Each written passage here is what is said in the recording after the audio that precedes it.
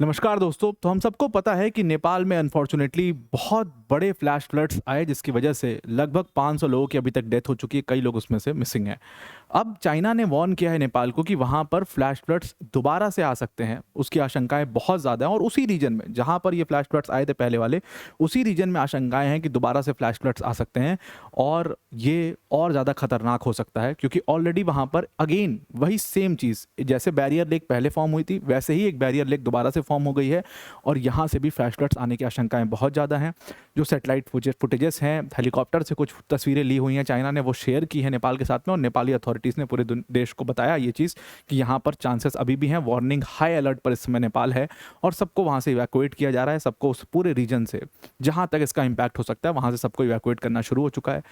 आप सोचिए कितनी मुसीबत होगी। रेस्क्यू ऑपरेशन जो अभी चल रहा था जिसमें बहुत सारे लोग जिंदा भी मिल रहे हैं, आपने देखा कि आज टनल के अंदर से 2 लोगों को जिंदा निकाला जो नेपाली वर्कर्स थे उन्होंने, और अभी रेस्क्यू ऑपरेशन चल ही रहा था तब तक दूसरे फ्लैश फ्लड की वार्निंग आ जाती है और उसके बाद कहा जाता है कि आज फ्राइडे कल सैटरडे तक आते आते हो सकता है फ्लैश फ्लड दोबारा से नेपाल में आ जाए। वो सारे रेस्क्यू ऑपरेशंस वहीं के ठप पड़ जाते हैं। अब आप सोचिए कितनी डिफिकल्ट सिचुएशन इस समय पर नेपाल में चल रही है। डिटेल में इसको डिस्कस करते हैं। तो हुआ क्या है कि यहाँ पर नेपाल कोई ऑफिशियल्स ने बोला कि फ्राइडे को हमारे पास चाइना की तरफ से ये इन्फॉर्मेशन आई, तो चाइना ने अपनी सैटेलाइट इमेजेस भी शेयर की हैं, कुछ हेलीकॉप्टर की भी फुटेजेस शेयर की हैं कि यहाँ पर दोबारा से फ्लैश फ्लड्स आ सकते हैं क्योंकि एक और लेक वहाँ पर फॉर्म हो चुका है। वही डैम बर्स्ट या आप कह सकते हो कि जो बैरियर लेक है उसी की वजह से दोबारा से यहाँ पर फ्लड्स जो हैं वो आ सकते हैं। इस इन्फॉर्मेशन के बाद नेपाली अथॉरिटीज़ ने तुरंत अपने रेस्क्यूअर्स को वार्न किया है और सबको कहा है कि आप सेफर ग्राउंड पर जाइए। अभी फिलहाल के लिए रेस्क्यू ऑपरेशंस कुछ समय के लिए इसको रोक दिया जाए। अब इसका कारण जो है, चाइना ने कहा कि ये सेकंड जो फ्लैश फ्लड आ रहा है ये एक बैरियर लेक से आने के चांसेस हैं क्योंकि हमने जो नोटिस किया, अकॉर्डिंग टू चाइना जो उन्होंने नोटिस किया है वो बैरियर लेक वेंसडे को जो त्रासदी हुई, जो वेंसडे को फ्लैश फ्लड्स हुआ, तो उससे क्या था ना कि जब फ्लैश फ्लड हुआ वेंसडे को, वो एक तो बहुत बड़े कोलोसल ग्लेशियर जो है उसके आउटबर्स्ट से हुआ।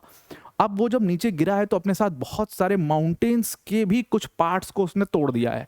तो वो माउंटेन्स जब नीचे गिरे हैं रिवर फ्लो के ऊपर, तो उनकी वजह से भी एक बैरियर लेक फॉर्म हो गया है और एक नया बैरियर लेक जिसके अंदर बहुत ज़्यादा पानी ऑलरेडी जुटते जा रहा है और ये कभी भी आउटबर्स्ट कर सकता है, कभी भी ब्रीच कर सकता है।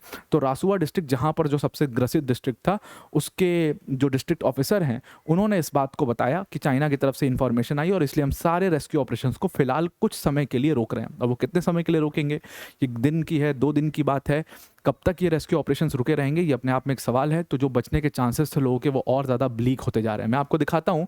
सबसे पहले तो ये समझते हैं कि बैरियर लेक होता क्या है।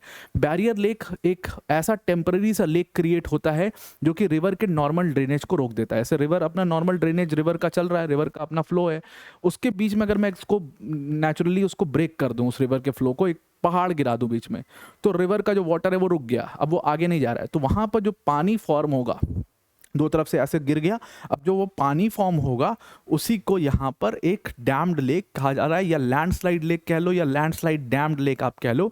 इसी के वजह से क्लाउड बर्स्ट जो है वो हो रहा है, सॉरी, इसी के वजह से जो फ्लैश फ्लड्स है वो हो रहा है। अगर मैं आपको तस्वीरों से दिखाने की कोशिश करूँ तो ये एग्जैक्टली ये वही लोकेशन है जहाँ पर एक डैम्ड लेक फॉर्म हुई है।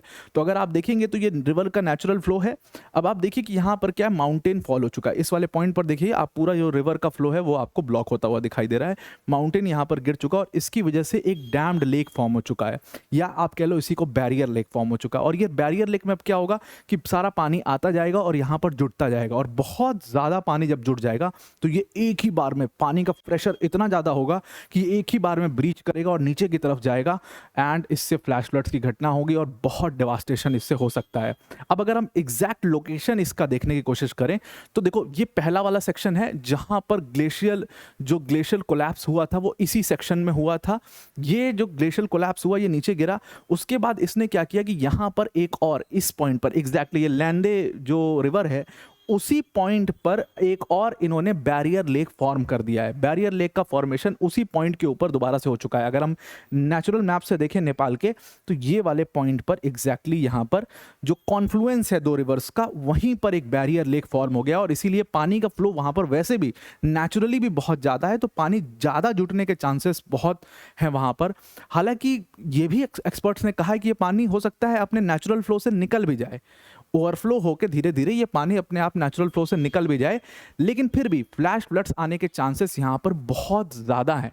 चाइनीज़ अथॉरिटीज़ ने तुरंत, जो उनकी तरफ से अपना रेस्क्यू ऑपरेशन चल रहा था, उन्होंने भी अपना रेस्क्यू ऑपरेशन रोक दिया है, क्योंकि वहाँ पर ओवरफ्लोइंग जो है वो ऑलरेडी शुरू हो चुकी है उस लेक में। तो ये वेंसडे को ही ये पूरा जो डैम लेक था, या आप डेबरी लेक कह लो या जो भी कह लो, इसको लैंडस्लाइड डैम लेक, वो ऑलरेडी वेंसडे को ही फॉर्म हो गया था, जिस दिन पहली त्रासदी आई थी, और उसके बाद इसके अंदर पानी लगातार 2 दिन से जुट रहा है। थर्सडे को इसमें कुछ कुछ ओवरफ्लो दिखना शुरू हो चुके थे।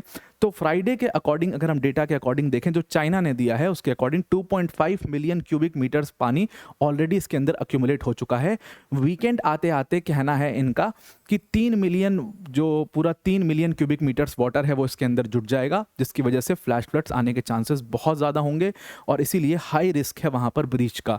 तो 3 मिलियन क्यूबिक वाटर्स बहुत ज़्यादा होता है। एग्जैक्टली अगर पॉइंट की बात करें तो ये लांगटांग लिरुंग पीक है जो कोलैप्स हुआ था ग्लेशियर जहाँ पर, और उसके बाद वहीं पर कुछ, मतलब गायरोंग पोर्ट है, उसके कुछ मीटर अपस्ट्रीम आप जाते हो, आगे की तरफ बढ़ते हो, तो वहाँ पर एग्जैक्टली ये एक लेक जो है, लेक नुमा वहाँ पर फॉर्म हो चुका है।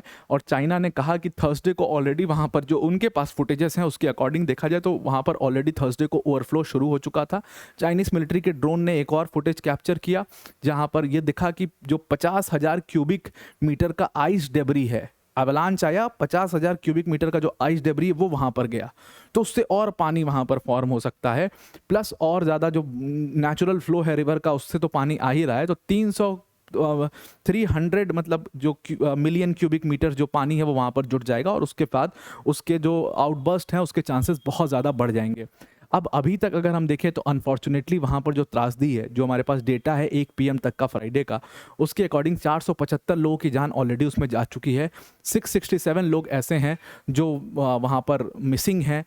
अब अगर हम तिब्बत की बात माने तो तिब्बत का जो स्टेट मीडिया उसने जो रिपोर्ट रन की, उसमें अकॉर्डिंग 558 लोग ऐसे हैं जो यहाँ पर थर्सडे तक मिसिंग हैं, और उसके साथ साथ जो 260 लोग थे उसमें से वो फॉरेन नेशनल्स थे, प्लस 3 लोग उनके इसमें मारे भी गए हैं। अब चाइना के साथ जो दिक्कत है वो तो हमेशा रहती है, चाइना डेटा शेयर करता ही नहीं है, तो चाइना ने अभी तक डेटा नहीं शेयर किया। ये तो नेपाल और तिब्बत का डेटा है। तो आई होप आपको ये पूरा मामला समझ में आ चुका होगा। अभी भी त्रासदी के चांसेस वहाँ पर बने हुए हैं। आई होप ऐसा कुछ भी ना हो और पानी अपने नेचुरल फ्लो से वहाँ से निकल जाए, बट लेट्स सी, देखते हैं। आई होप आपको ये पूरा आर्टिकल समझ में आ गया होगा। आज के लिए इतना ही। Thank you and have a nice day.